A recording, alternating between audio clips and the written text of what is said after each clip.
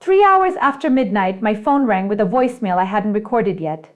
It was my own voice, whispering my name like it was afraid to wake something else. I didn't answer it that night. I just stared at the screen, feeling that deep animal instinct telling you not to move. Because the message timestamp said it was sent from inside my house. I live alone, no roommates, no pets, no smart assistants, just walls, locks, and quiet. And that's the thing people don't tell you about fear. It doesn't arrive screaming, it arrives polite, curious, almost patient. Tonight, I'm telling you what happened next. Not for clicks, but because someone listening right now might recognize the signs before it's too late. I wish I could tell you this started with something dramatic. A shadow, a scream, a figure at the foot of my bed. But it didn't. It started weeks earlier with small mistakes. Lights left on that I was sure I'd turned off. My front door unlocked when I knew I'd locked it twice. The wrong mug sitting in the sink. I blamed exhaustion. Work had been brutal. Long nights. Too much caffeine. Not enough sleep. My house felt normal during the day, warm and predictable. But at night, it felt like it was waiting, like it was holding its breath. I catch myself standing still, listening, trying to decide if the sounds I heard were pipes settling or footsteps learning my routine. I never told anyone, because once you say it out loud, it becomes real. The voicemail sat unopened until morning. I listened to it with sunlight pouring through the windows, convincing myself fear only works in the dark. The message was 12 seconds long, static, breathing. Then my voice again, softer this time. Don't answer the next one. That was it. No background noise, no echo, no clue where it was recorded. My phone carrier couldn't trace it. My call log showed nothing unusual. Friends laughed it off. Suggested sleep paralysis, prank apps, stress hallucinations. I wanted to believe them. But here's the problem. I don't talk in my sleep. I never have. And the voice on that recording paused the same way I do when I'm choosing my words carefully. Like it knew exactly how I sound when I'm afraid. After that, my house changed. Not visibly, emotionally. Rooms felt unfamiliar, like rearranged furniture you can't quite place. I started locking doors during the day, closing closets I never used, avoiding mirrors at night because something about my reflection felt delayed, like it was deciding whether to copy me. I stopped wearing headphones. Silence felt safer. One evening, while brushing my teeth, I heard my name whispered again, not from my phone, from the hallway. I froze, toothpaste dripping, heart pounding so hard I felt it in my ears. I waited for logic to kick in. It didn't. Instead, the whisper repeated, closer this time. Calm, patient. Like it knew I was listening and was proud of that. I did what everyone does when fear stops being abstract. I checked the locks. I searched every room. Under the bed, behind the shower curtain, inside cabinets that couldn't fit a child, let alone a person. Nothing. The house was empty. But the feeling didn't leave. It sat on my chest, heavy and watchful. That night, I didn't sleep. I lay in bed staring at the doorway, phone clutched in my hand like it could save me. At 2007 a.m., another voicemail arrived. I didn't touch it. I watched the notification appear, then vanish, then appear again, like someone was recording, deleting, reconsidering. That's when I realized something terrifying. Whatever this was, it wasn't hiding anymore. It was practicing. The next message played on its own.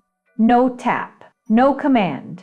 My phone screen stayed black as my voice filled the room. You noticed, it said. That helps. My stomach dropped. I threw the phone across the room. It hit the wall and cracked. But the voice kept going, now layered, like two recordings slightly out of sync. I can't stay where I started, it whispered. I need space. That's when I heard the floorboards creak outside my bedroom. Slow. Deliberate. Weight shifting like someone learning how to stand. I locked myself in the bathroom and sat in the tub until morning, convincing myself that whatever had learned my voice hadn't learned how doors work. Yet, I left the house at sunrise and didn't come back until afternoon. I called my sister, my best friend, anyone who would stay on the line. They told me to leave, to stay with someone, to get help. But fear does this thing where it makes you stubborn. Like leaving means admitting something followed you out. I walked back inside with my phone recording, narrating every step like evidence might protect me. The house was quiet again. Too quiet. In the kitchen, I found my notebook open on the table, pages filled with handwriting that looked like mine, but shakier. Practicing my signature, practicing my name, over and over. At the bottom of the page, one sentence. You make it easier when you listen. That's when memory started bleeding in. Moments I'd ignored. Times I'd talked to myself out loud while pacing. Recorded voice notes I never deleted. Late nights venting to empty rooms. I realized with sick clarity that this thing didn't arrive from nowhere. It was built, slowly, piece by piece, from sounds I left behind, from attention I gave without realizing it mattered. The house wasn't haunted. It was occupied, not by a ghost, but by an echo that wanted a body. Every recording, every whispered thought, every fearful pause fed its shape. And now it needed permission to finish. That night, the voicemail came again. Longer, calmer, almost kind. Just answer, it said. I'm tired of being alone in here. I didn't answer. Instead, I destroyed everything that could hear me. I smashed my old phone, unplugged my laptop, pulled batteries from smoke detectors. I sat in the dark holding my breath, refusing to speak. Hours passed. My throat burned from swallowing words. The house responded. Doors opened gently. Floorboards creaked closer. The air grew thick, like sound was waiting for a mouth. Then, right beside me, my own voice spoke without a device. You can't starve something you already fed. I felt it then, a presence leaning in, close enough to share warmth, close enough to practice breathing. I bolted for the door, but it slammed shut on its own. Not violently, carefully, like it didn't want to break its new home. I don't remember everything after that. Trauma edits memory. But I remember the mirror, being dragged past it, seeing two of me reflected, slightly out of sync, one terrified, one curious. I remember the voice explaining itself patiently, that it didn't want my life, just the parts I wasn't using. Silence, stillness, the space between thoughts.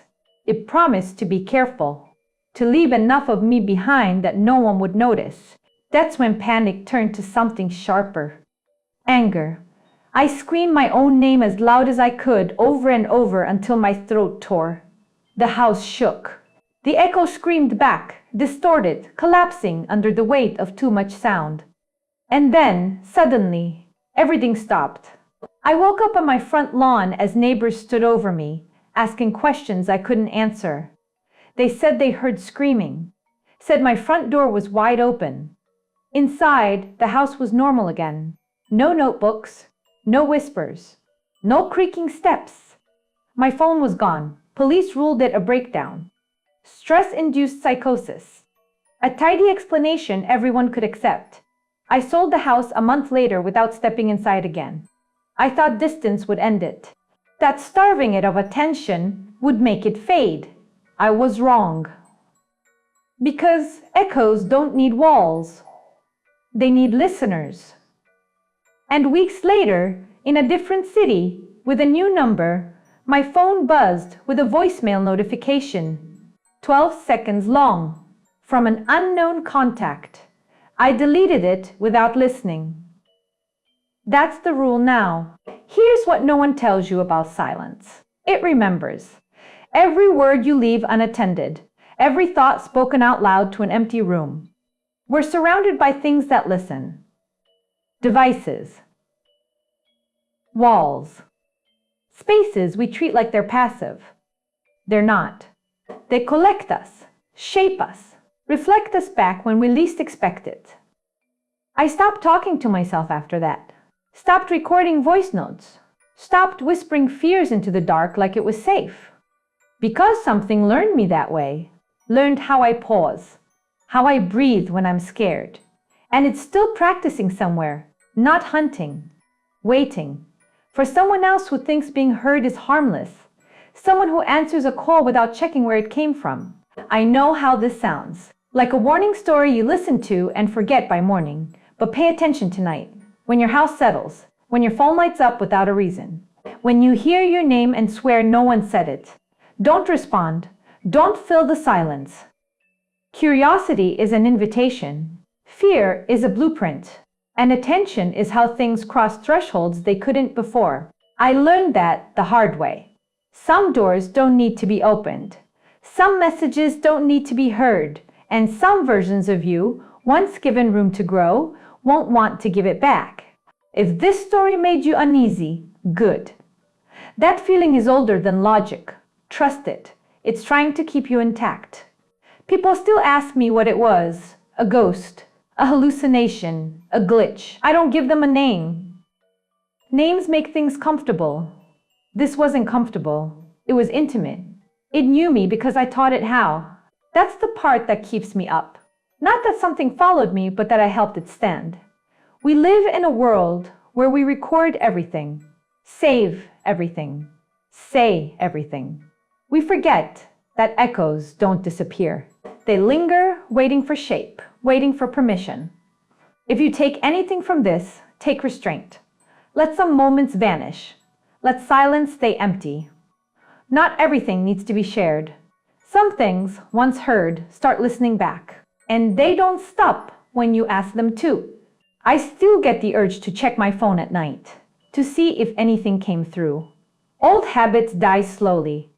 But I've learned to sit with the discomfort, to let unanswered questions stay unanswered. Because peace isn't the absence of fear, it's choosing not to feed it. Somewhere out there, something remembers my voice, but it's weaker now. Fading, starved of sound, and I intend to keep it that way. So if your phone rings late tonight, and the number looks wrong, and something in you hesitates before answering, listen to that hesitation. Hang up. Turn the screen face down. Walk into another room. Silence isn't empty. It's protection. And sometimes it's the only thing standing between you and something that wants to sound just like you.